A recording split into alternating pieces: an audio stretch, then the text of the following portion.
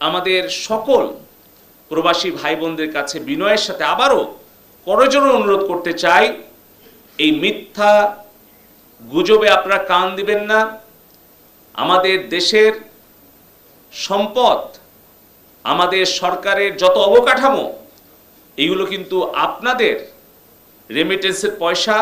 Remittance আপনারা যদি বাংলাদেশে 6 মাস না পাঠান বা আপনারা যদি বৈধ পথে না পাঠান, এই ক্ষতিটা কার হবে? এই ক্ষতিটা হবে আমাদের প্রবাসী ভাই বোনদের পরিবারের, আমাদের দেশের সামগ্রিক উন্নয়নের ক্ষতি হবে। মাননীয় প্রধানমন্ত্রীকে, আমাদেরকে আক্রমণ করা হচ্ছে, এমন ভাষায় আক্রমণ করা হচ্ছে, এটা কোনো সুস্থ স্বাভাবিক মানুষের পক্ষে সম্ভব নয়।